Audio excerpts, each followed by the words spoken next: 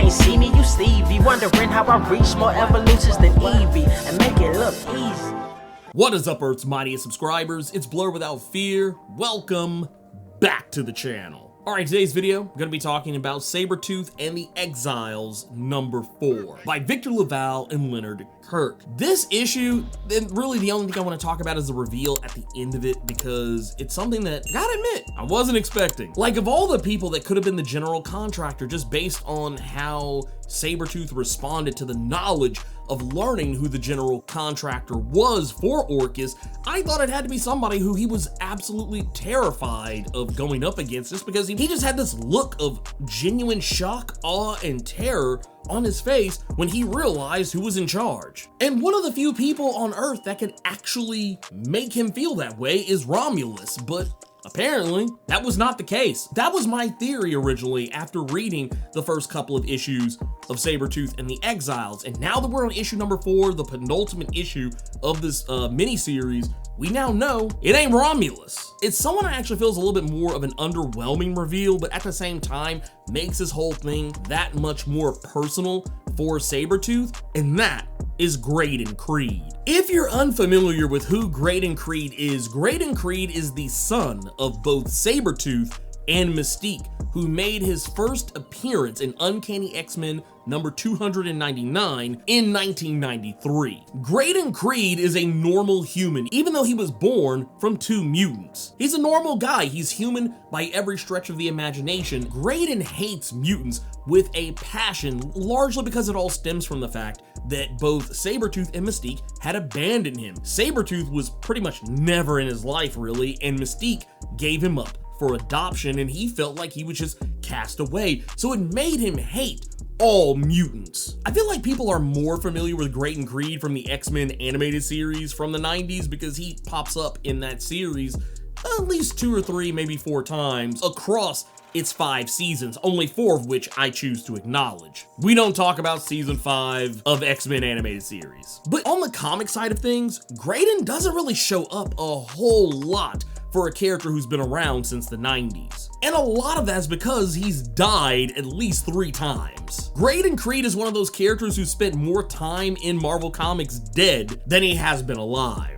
He has died a lot, and he has been resurrected a lot, probably more often than any normal human character in Marvel Comics history, at least off the top of my head. The first time he was killed was in X-Factor number 130 in 1997, and there, he was killed by a future version of his own mother, Mystique, who wanted him dead because he was running for president at the time and would have targeted mutants with extreme prejudice if he would have won. And it was very likely he would have won because his presidential campaign was actually going extremely well. There was also the bit about him harming Trevor Chase, the grandson of Destiny, so that was also probably the spark that really lit the fire under Mystique to go after him. And Graydon Creed would remain dead for almost 13 years until his first resurrection in 2010's X-Force Volume 3, number 28. And just as quick as Graydon Creed was resurrected, he was killed in the same issue. Here, the Purifiers were responsible for exhuming his body and bringing it to Bastion, the human Sentinel hybrid behind Operation Zero Tolerance, who brought Graydon back to life using the Technarch's techno-organic virus that's largely associated with Cable's cybernetic arm. He would, for all intents and purposes, be little more than a weapon for Bastion, even being forcefully turned into a techno-organic monster. And after getting sent back to the Gulag fighting with the X-Men, Hope Summers specifically, it proved to be bad for his health, and he would later be resurrected a second time 8 years later in Hunt for Wolverine, Claws of a Killer, number 3. This time, it wasn't a full-on resurrection so much as it was him coming back as a pseudo-zombie-like version of himself, not entirely possessing his own free will, but not a mindless monster either. But this wouldn't last long either, since he would die in the very next issue of the same miniseries when Lady Deathstrike stabbed him through the neck to stop him from killing Sabretooth. The very last time we would see Graydon Creed since then would be a little over 4 years ago in 2018's Weapon X, Volume 3, number 26 and 27, when he was resurrected yet again, this time due to the compassion of Sabretooth, who ventured into hell and found him there, and instead of killing him as Graydon wanted him to, he instead freed Graydon from hell by sacrificing his own humanity that he gained during Marvel's Axis event, the same event that inverted both heroes and villains alike, and Sabretooth, for roughly 4 years and some change, was a good guy. Sabretooth gave up this essence, this inversion of himself to save Graydon from rotting in hell. And this effectively put Sabretooth back to normal. One can make the argument that maybe Sabretooth did it for selfish reasons, but it was one of those things that at the time, Sabretooth wasn't really a selfish guy for the most part. He was technically a nicer guy than he usually is. Almost kind of would remind you of the Age of Apocalypse Sabretooth more than anything else. Since Graydon Creed's resurrection in Weapon X Volume 3, number 27, we really haven't seen him. He has been MIA for almost the entirety of the House of X era that started in 2019, despite the fact that he was listed as 7th in a top 9 list of greatest threats to mutant kind in House of X number 4. Currently, it seems he's been working for Orchis, operating as their general contractor.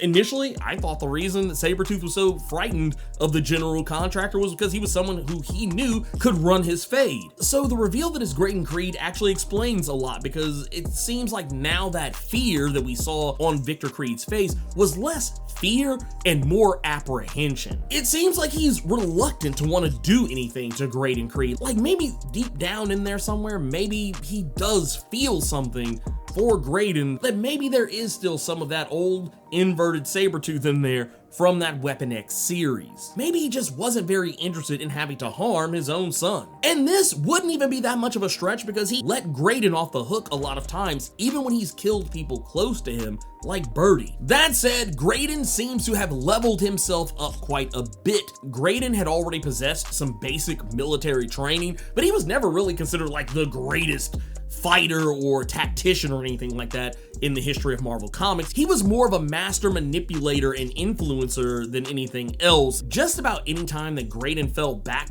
on brute strength to handle a problem, it's pretty much always resulted on him getting sent to the gulag. But from the looks of it, he seems to have put all of his points in dexterity and strength, and it's revealed he has been going on a Sabretooth killing spree, executing his father across every conceivable Earth in the multiverse, regardless of what that Sabretooth was even like. For better or worse, good or ill, Graydon has killed them. We see versions of Sabretooth that are both old, young, and various stages in between, some that look alien, some that look prehistoric, and others that seem futuristic, and some that aren't even white. We even see one that is female. Graydon has racked up a body count of Sabretooths so high that the last living Sabretooth in all the multiverse is our Sabretooth on Earth 616. So yeah, the big Dukaroo, the finale of the series, is going to be father versus son, and I don't think it's gonna go the way a lot of people think. I don't think Sabretooth is gonna kill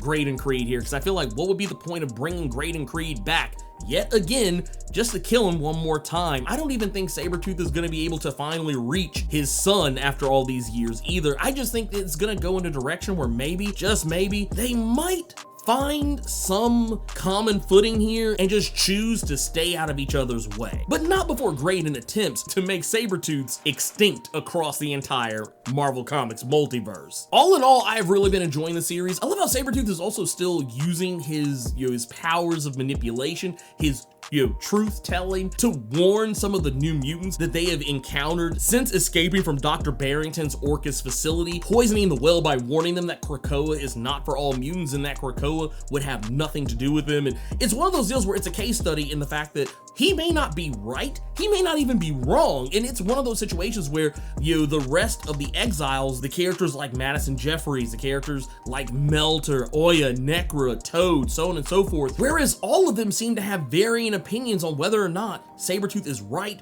or wrong, the one thing all of them can agree on is that he is telling these kids, in some cases, exactly what they want to hear, and sometimes telling them something and telling it to them convincingly enough that they're going to believe it. And what I find very interesting about all this is that Victor LaValle is using both the characters of Toad and Third Eye to kind of explain to the audience exactly what it is that Sabretooth is doing, with Third Eye saying that he's saying all the right things, talking loud, and saying nothing. And I know some people would say, oh, Blur's about to get political, he's about to get political here. This is exactly what people accuse Donald Trump and a lot of the other members of the right wing and the GOP of doing when they hold these rallies and try and get folks riled up, that a lot of the stuff they're saying doesn't actually make any sense, and 99.9% of the time, none of it is true. But they're talking loud, they're talking confidently, but they're not really saying anything of any substance, and yet they're saying all the right things that people want to hear. Even Toad's response, saying that you'd be surprised what angry people will do for their leader. Yet again, another shot at how people deify their so-called leaders, even if they're not political leaders. Like, if you've ever been on Twitter for 5 minutes and said one negative thing about Elon Musk, or hell, even Zack Snyder, and the people come out of the woodwork to defend their daddy. This is what they're talking about, and how these people can turn into angry mobs. We've literally seen this happen here in the United States. Go back to January 6th. And I think Victor LaValle did this just to kind of remind us that Sabretooth isn't necessarily the good guy here. Even though this is technically his comic, he's still not exactly the good guy here. And I think he also did that because at this point, Sabretooth is very vulnerable. We see him as this vulnerable figure because he doesn't have his healing factor. He is barely keeping himself alive. Hence why the fight between him and Graydon Creed ain't gonna be much of a fight to begin with. Sabretooth is at his absolute weakest that he has ever been. So of course, this is not going to be a real fight between him and his son. But once again, this is a way for us to feel sorry for him. But Victor LaValle, like any good writer, does not want us to feel too sorry for him. He wants to remind us of who Sabretooth is at times, so that way you don't get caught up in this whole siding with the villain thing that people love to do, especially when that villain is incredibly wrong. Even though Sabretooth is saying some things about Krakoa that are actually correct, even Sabretooth has to know that what he's saying is BS. But anyways, that's everything I want to talk about with Sabretooth and the Exiles number 4. If you enjoyed this video, do the YouTube thing, like, share, comment, subscribe, and make sure you tap that notification bell so you don't miss out on any of the videos that I put out. I'm trying to hit 100,000 subscribers on YouTube in 2023, so help a brother out and tap that big red button. Until next time, let me know what you thought about Sabretooth and the Exiles number 4. Keep it plus ultra and sound off in the comments.